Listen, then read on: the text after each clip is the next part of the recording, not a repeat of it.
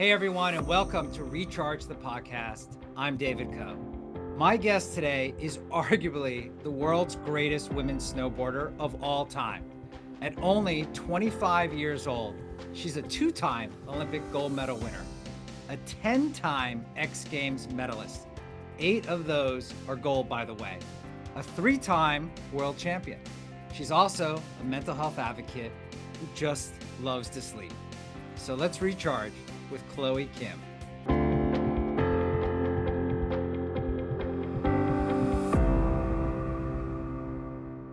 All right, Chloe, thank you so much for being here with us today on Recharge, the podcast. Of course. Thanks for having me. Well, listen, before we dive in, I'd like to do this thing where I ask everybody how's their battery. And the reason I ask that question is I wrote a whole book about this. It was called Recharge, and it's about thinking about your mental health as like a phone battery. And so I wanted to ask you today, how's your battery? My battery is good. I think I'm home, which is I always call like my house my charging pad. So I'm always home. So every time I step out, I'm typically 100% charged. I love that. I love that charging pad. And by the way, you gave us a little tour right before we started of those plants you have behind us. Just like give us a little insight into that plant room you have there. That's your Zen room. Yes, I'm in my Zen room right now. I have all of my little plants. I mean, this one's huge. Oh wait, let me like this is like my really big Monstera plant. I love her to death. I actually got it this size, and everyone asked me, "Where did you get this plant?" And I'm like, "I just found it, and Uh, it's." so good. That's so good. Well, listen, as we get into this, I wanted to ask you a question and that's around balance. Mhm. And so you're always in demand. There's like so many things that are going on with you in your life, whether it's training and whether it's just being in your room there, whether it's just life in general. How do you find time to balance between Chloe the snowboarder and Chloe the person? Really great question. Thanks for asking. I think that it's something that took a lot of time, and it's something that continues to evolve as I get older and wiser. But when I first started snowboarding, I went a lot. It was pretty much all year round. I would chase the snow nonstop. And I think that that works for some people, but for me, I kind of learned over the years that it's too much and that I really do value being home, being with my family, spending time with my friends. I love, I'm really into fitness right now because I need it as my body gets Mm, older too, and I'm taking these big falls. I just learned that for me to be the best snowboarder I can be, I also need to prioritize my health and my recovery in the off season.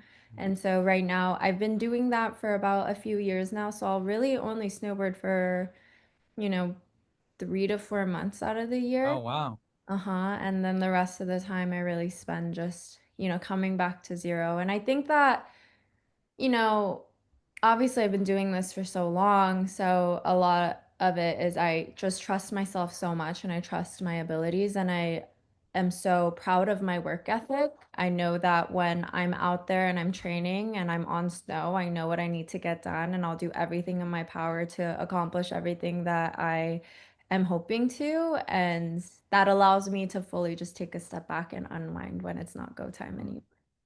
It's not go time, right? There's so many options to train, and I think that growing up, and I just had this need to be on snow as much as possible, because like that's what I defined as productive training was Mm, putting in all the hours. But I'm an athlete, like we're athletes. Snowboarding is a very physically demanding sport, so it doesn't make sense to put so much into just the snowboarding and not take care of your body and like be mindful of the little micro injuries that you may have that you don't know. And a big part of me wants to do a full body scan after a season wow. just to see where I'm at. Mhm. So like I can see if this is all real or not. But for me and my understanding is there's no way I'm falling that many times, falling as brutally as I do fall, and I'm unscathed. Like, yeah, I'm sore, but I'm sure there are other things like little ligament injuries or like little fractures that I don't know about and I carry on with. So I think. long story short, this method that I'm doing now, where I'm not spending that much time on snow, I can be more confident knowing that I'm like 100% recovered and healthy and ready to go the minute winter comes around. Wow. And we're going to talk, I want to definitely talk to you more about all of your training and the things that you do both physically and mentally. But I Mhm. had a question. Some people may be surprised to hear, and when I was reading up on everything, that at times you've also had this kind of love-hate relationship with snowboarding throughout your career. Can you just talk to us about why that is and where are you right now in that relationship of yours? Yeah, I think anytime you dedicate your whole life to something, um, it's always gonna come with its own sets of obstacles and very exhausting moments, blood, Absolutely. sweat, and tears, literally. And I think in a lot of ways, I sacrificed so much of my own life to pursue this. And I think as I got older and I was chasing the snow, like we just went over, and I was doing all of that, I felt a very deep sense of just like unhappiness Mm, and felt like I wasn't fulfilled in doing what I was doing because there was no time or no space for me as a person, for me outside of the sport, for me mm, to develop and have different experiences. Like snowboarding's all I knew. right. And I think once you kind of come to that sense of awareness, it's really hard to go back and feel happy because now it's every time I'm packing for a trip, I'm drained. Every Mm, time I'm away from home, it's really hard and exhausting and sad. I miss my friends, I miss my family, I miss my dog. Like there's just so much yearning there. And yeah. I think it took me a really long time, and I knew it got bad when I won the Olympics and I just didn't care, Wow. which was in Beijing, the most recent one. I literally won and I was like, okay, I want to go home. Like, I'm so over this. And I thought that was going to be my last one because I was just so deeply unhappy. And that's when I realized that no matter how big the accomplishment is, if I don't feel satisfied in what I'm doing and I don't feel happy, then there's really no point. And I know it sounds silly because like winning the Olympics is such an honor in its own right, but for me it felt like it didn't feel like much because I was so unhappy with what I was doing. It was like, oh, thank God. It was like I was clocking in for my job and then I was clocked out and I was ready to go home. It's not silly at all. It's relatable because, the fact of the matter is whether you're doing your job or others are doing their jobs, you feel it. It's a grind at some point. Yeah. And, we need breaks. You took a break and time away from the sport for a while, whether it was going to school before COVID at Princeton or whether it was taking some breaks, for a season or two. What prompted some of those breaks? Well, I think I knew, by the time I was finishing up high school. Another fun fact, I actually did 2 years of high school in like a summer because the Wait, Olympics, what? yeah, because the Olympics fell, yeah, it was like February of 2018, which would have been in the middle of my senior year of high school. And I didn't want to like worry about finishing high school while, competing at the biggest competition ever. It was like full on grind, that summer before. So, I think when I was going through that, I was like, I really just want to go to college. Like, I think I want to just go to school, go to class, have school friends. Because at this point in my life, all my friends are pretty much like in the snowboarding industry, which is awesome. Oh, right. Yeah. Yeah, because I was homeschooled since I was, 12. Wow. So I think that was the moment I was like, okay, I want to experience a sense of normalcy and like see how I like it. And maybe there will be other things that I'm excited about because I also understood that I wasn't going to be able to compete and snowboard competitively for the rest of my life. It's not a regular job. Like I'll have to retire at some point. And I really wanted to allow myself to have different experiences to see if I could come up with different things that I was interested in. Hmm. That's great. And were you ever, as you were taking some of these breaks or taking some time off, did you ever consider not coming back? Oh my gosh, always. Always. Wow. Okay.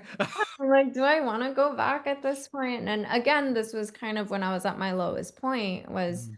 especially when I was training for Beijing. I'm like, I don't feel good, Mm. and also like COVID happened at this point. So after college, or not even after, I got to spend like a semester and a quarter at Princeton before we had to all go home because Oh of yeah. the pandemic.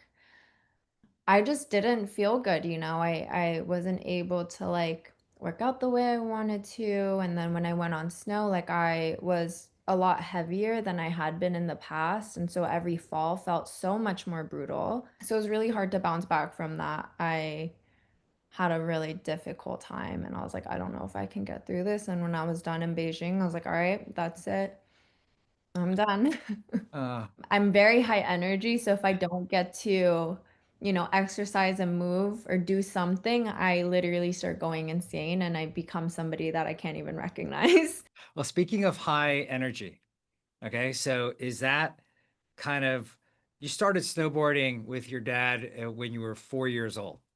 And was that something he kind of took you to, not only because he was interested in snowboarding, but you just had all this energy and he was looking for different ways for you to expend all that energy? Like, take us back as when you Yeah. guys first started snowboarding. Oh my gosh. I think snowboarding is actually something that my dad wanted to try, or skiing. He wanted to try skiing. Let's start there. He wanted to try skiing and he didn't want to go alone. There was this very small resort called Mountain High. It's like about an hour from LA. Okay. And that's kind of where I started. But my dad wanted to go with my mom. My mom didn't want to go. And so he brought me instead. And basically told my mom, like, you're such a bad mom for not going with your daughter to make sure she's safe. So, like, we all ended up going and they went skiing. They got lessons that day at Mountain High. And they put me in like a kids ski group lesson, which basically we skied for like maybe 10 minutes and then all sat inside and had hot chocolate for like 2 hours. It was like daycare. Oh, that's great. And my parents didn't like skiing. Koreans, they don't like to be uncomfortable. Boots are uncomfortable. My parents were like, absolutely not. We're not doing this. And so that would have been the last time until while we were leaving that day. Obviously we're in the parking lot, like putting our stuff away, getting ready to drive back home. And there was this guy who like got off the mountain, had his snowboard in hand, threw his snowboard in the trunk, and like got in the car and drove away. And my dad was really touched by this because he was like, oh my gosh, he can drive in those boots. What is that? Like those look way more comfortable. Oh my God. My dad That's immediately was intrigued. He was like, what is that? I need to try it. We came back the following weekend and it was just me and him, and we both got our snowboards, and that's kind of where we started.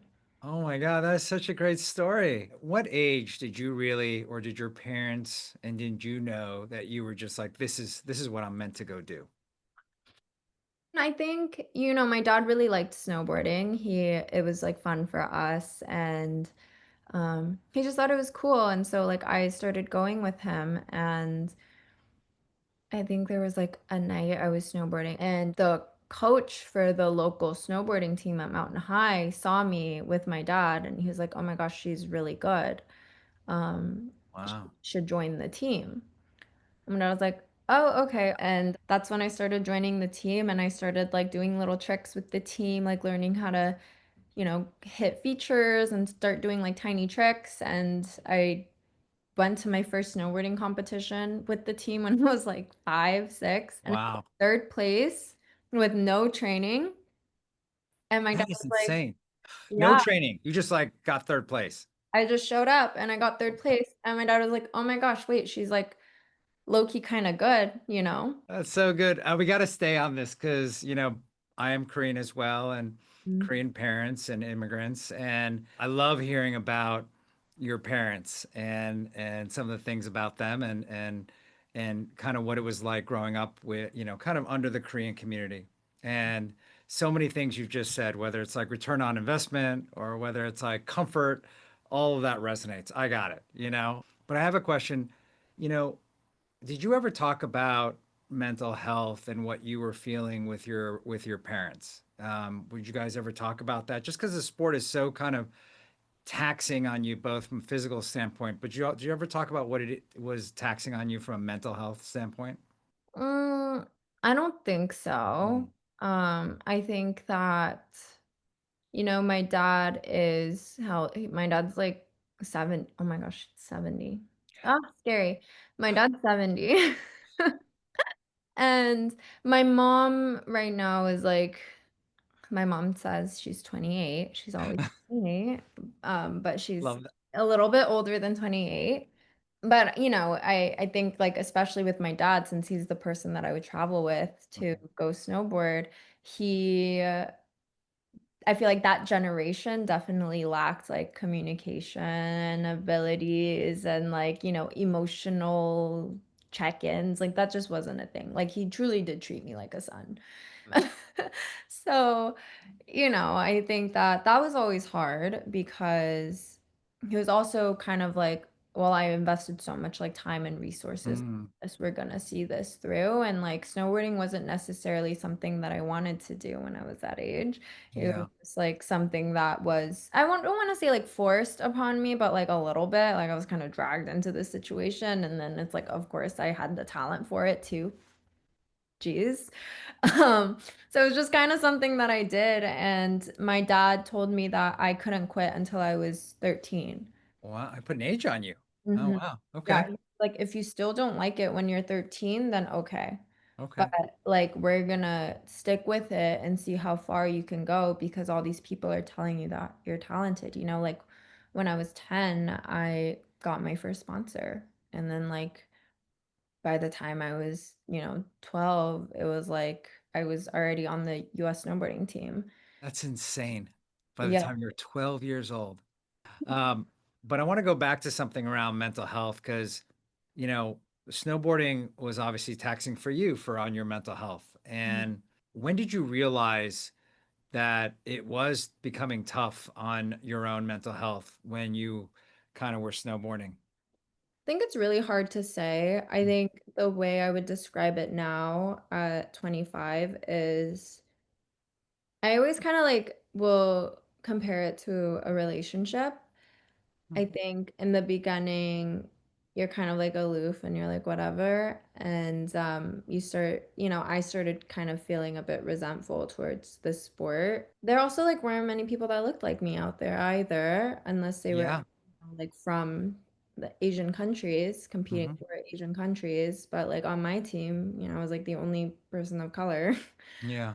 team. And I just think I kept feeling so out of place in a lot of ways. Also, because I was so young on the team, I joined the pro team when I was 13. Like, I had qualified the first season, I like fully was on the team to make the pro team. And so once I was on the pro team, everyone's older than me by at least 5 years. Oh, yeah. And in a way, I always felt really isolated because like they don't want to hang out with me. I'm like drinking apple juice. You didn't try to tag along on some of their. I'm not trying. Also, like these people are my idols too, Got like it. these are women that I watched compete since I was itty bitty. And these are like, the best of the best. Like I'm not comfortable enough to go say hi. I have like social anxiety. I'm an awkward teenager. Like I'd stand in the elevator with them and like not say anything because I was so shy and my heart's beating out of my chest. Um, but yeah, I think it was always really isolating and it was just hard. And like I think it was hard because I was really good too. And so in a way, it's like I'm in the room because my skills, like allowed me to be, but at the same time, age-wise and like developmentally, like I should have not been in that room. Well, it's interesting that you said, it's a little intimidating because you're fearless out there, and that's what it looks like. You're fearless. So I think people would naturally assume you just be fearless in general, so that there's not many things that would intimidate you.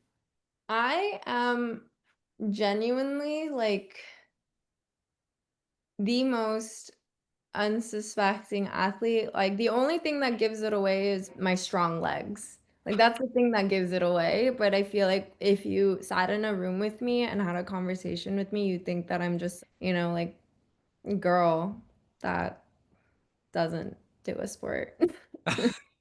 I don't know how else to frame that, but I feel like I am shy. I think I have been a bit more confident these days to speak my mind, but Hmm. I think like again kind of growing up in the spotlight, like making history since I was a kid, um I kind of like had become trained to present in a certain way. So it was even like when I was doing interviews, I got a publicist when I was 14. So like Wow. telling me like what to say, which I was really grateful for because like obviously I have no idea. Like my family has no idea. No one's been in this position before. But I, was kind of like taught how to speak and like how to carry myself. And I feel like even through that I lost my sense of identity. Um, because deep down, like, yeah, I was a kid, Yeah. I didn't get to go to prom. Like I didn't get to like go to middle school, high school, and like I'm trying to connect with people watching TV and shows, but it's like I can't relate to any of those experiences because when prom was around the corner, I was doing my post-Olympic press in New York after the Olympics. So I Wow. feel like in a way I kind of became like weirdly detached from reality because like my life had kind of forced that on me. Um, so yeah, all in all, I am kind of weird. Like I feel like, yeah, it's really hard for me sometimes. Like there's always pros and cons to everything, I guess is what I'm So trying. true. So true. And look, today you are also not just an Olympian and obviously so accomplished in your sport, but you're also a co-founder. And Mhm. so, you're co-founder of Together XR. And I don't know, could you just tell us more about it? Yeah, together was honestly, oh my gosh, I can't even like articulate this, but basically how Together came about in my involvement was Alex Morgan. Hmm. Immediately, if Alex Morgan texts you, you're like, yes, ma'am. Anything you want, Alex Morgan, you're iconic, I love you, and you're everything. But she came to me with this idea. She was like, hey, I really want to build like a platform for women and like support women and women's Yes. and bring more awareness to women's sport. And, I think that it'd be really cool to have you involved. And I'm like, again, Alex Morgan, yes, but also absolutely. I think that, it's time to start using our voices like as Yeah. women athletes and continuing to push our sports and like show how incredible we are because you're right, there is a lack of coverage for women's sports. And there are so many young girls out there like myself when I was growing up and there was no one that really looked like me doing what I do.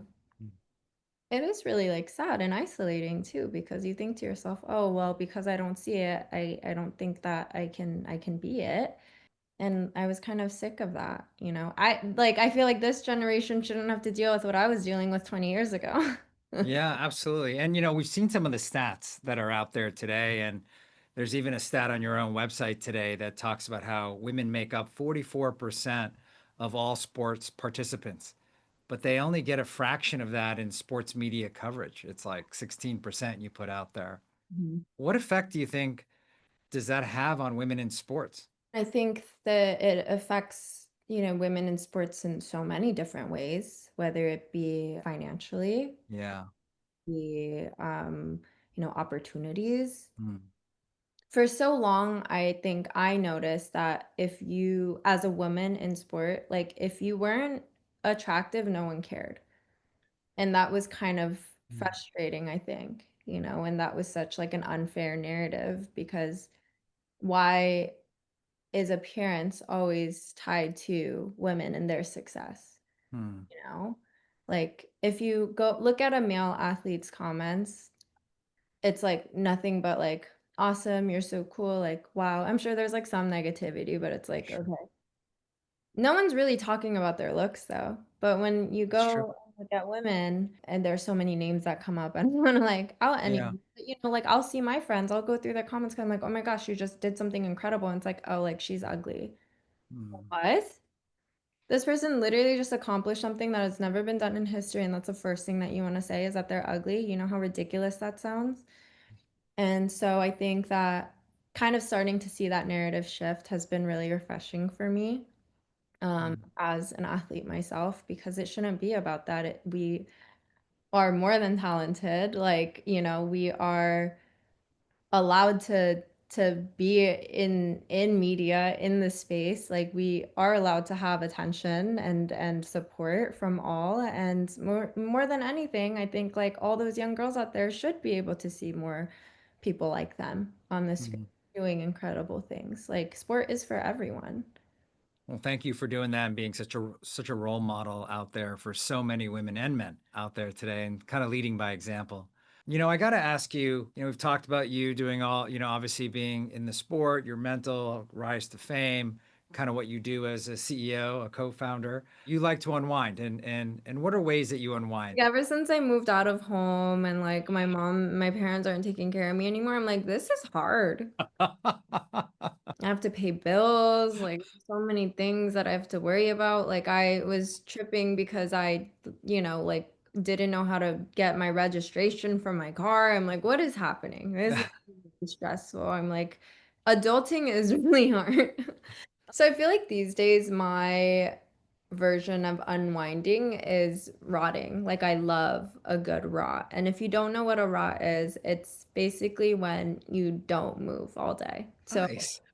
and Saturday is my rot day, because Saturday is my one day off in the week where I don't work out. Like, I don't have any work obligation, nothing. My Saturdays are very sacred, and I've made it very clear to my team, do not bother me on Saturday. Love Um, that. that's why I love Friday night, because I can sleep late. I can sleep in on Saturday. I'll wake up probably around like 9:30, 10, and I'll just lay in bed all day. I'll get up to brush my teeth because I hate being stinky. I hate feeling stinky.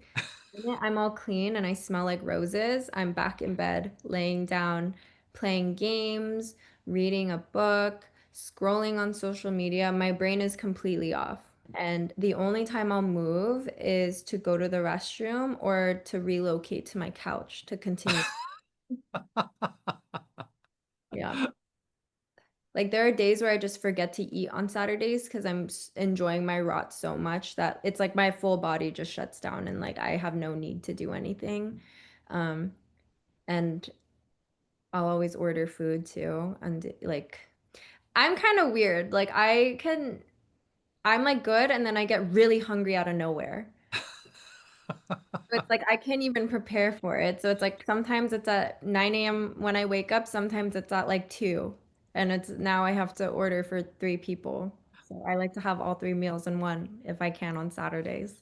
Well, look at that. You learn something new every day here. And thank you for and look at Calm here. Sleep is such an important part of kind of helping you in your whole health journey and really making sure that, you've got, kind of like a reset for your mental and your physical health. And really that starts a lot of times with a good night's sleep. And you've worked with us now on the Calm Sleep app. And thank you for that. What do you think of the new app? Oh my gosh, it's great. Also, I have had Calm for like, when did you guys launch? I feel like how I wish I knew more about the history of Calm, but I feel like kind of I've had it for a long time. Yeah, we've been out there for quite some time. It's most people started using us around our Calm Sleep Stories, but right around 12, so 2012. But I mean, on the Calm Sleep Story side, that was around 2017. But thank you for supporting us and using Calm.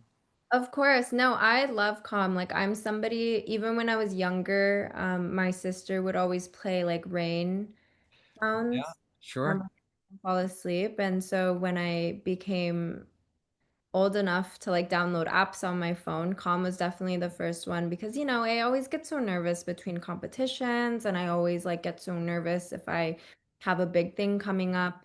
Um, yeah, so it's always nice to just shut it off. And I love the meditation ones too, where it kind of like walks you through on like how to relax and like breaths to take. Yeah. I'm Yeah. it's obviously outside of constantly using the app for myself, but I love the fact I have two daughters and they're big fans of yours. They're 17 and 14. And I also always encourage them to get a good night's sleep. And so it's a way for them to start off the next day. And I can always tell when they haven't slept well, Mhm. right when they wake up. So, Oh yeah. I tell people, I'm like, listen, I only got 7.5 hours of sleep last night, which is, big red flag. I need 8 at least. So like, leave me alone. what are some of the tips that you use to get a good night's sleep? Some of the tips. Okay, so I travel a lot. Hmm. Jet lag is very real for me. So I'll always bring magnesium and I have like my blue light blocking glasses. Nice. I'm an iPad kid. I love on screens. So it's that kind of lets me unwind and still do what I want to do.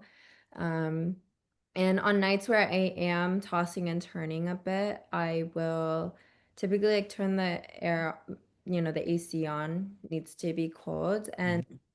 not an ad, but like I would go to my com app and pick a story. Oh, I love that. And so I wanted to ask you, with the Olympics right around the corner again, And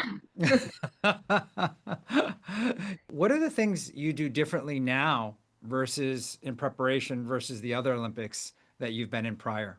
I don't know. It kind of just feels like a free for all every time. Just like, all right, it's happening.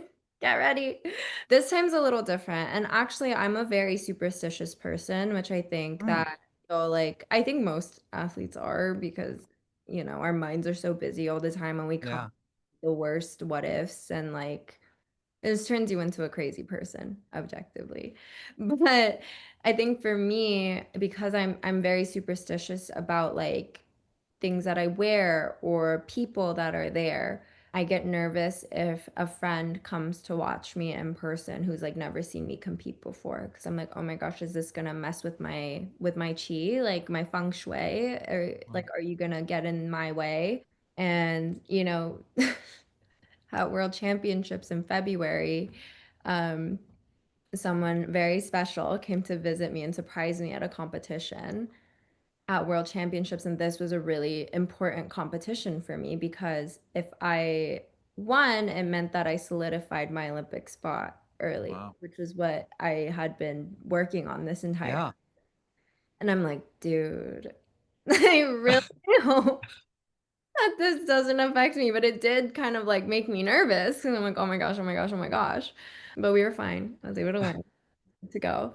But it's little things like that. And so I think I try to honor my superstitions as much as I can. So I'll try to keep my routine as similar as possible.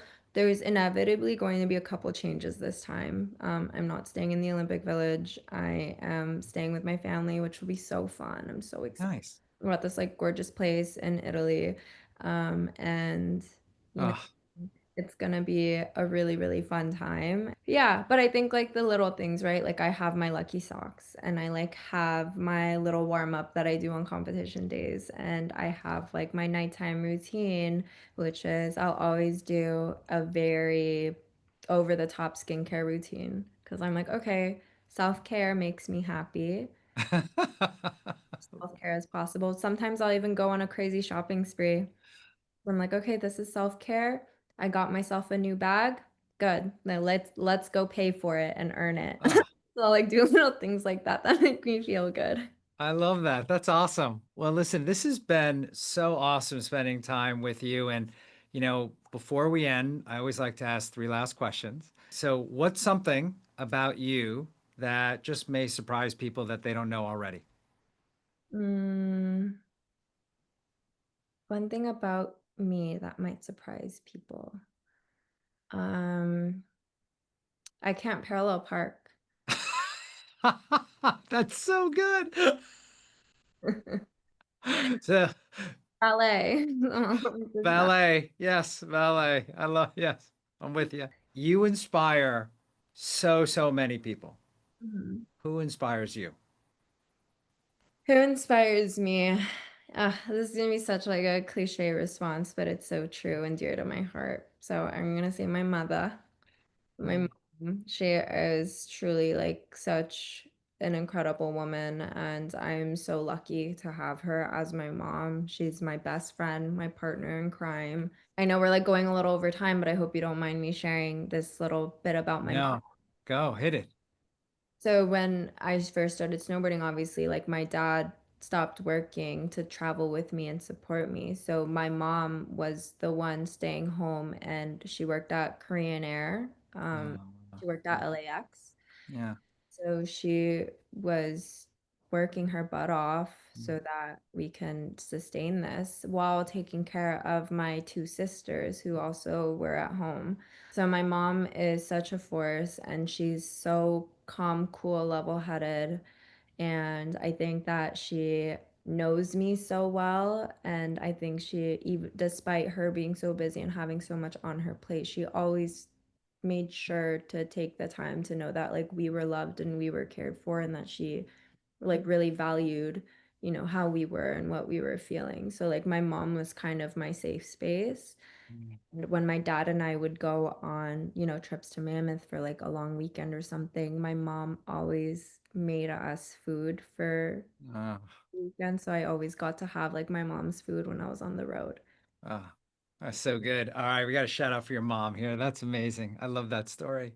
And lastly, what is your favorite way to recharge? I mean, I think that's what we were talking about today. I'm home. That's right. Being home. My friends will always like prefer to hang out with me the day after I had my raw day. So like sometimes my Sundays get a little booked out because they're like, "Hey, gonna go do something?" And I'm like, "Yes, Just let's not on go." Saturday. Saturday, but Sunday, yeah, we could go hiking, we could go to the mall, we could go to Joshua Tree. I don't care, let's go. But Saturday, no, leave me alone. Awesome. Well, Chloe Kim, thank you for taking the time with us today. It was just awesome just spending time with you and go get him on 26. Thank you so much. It was so nice meeting you. Thank you.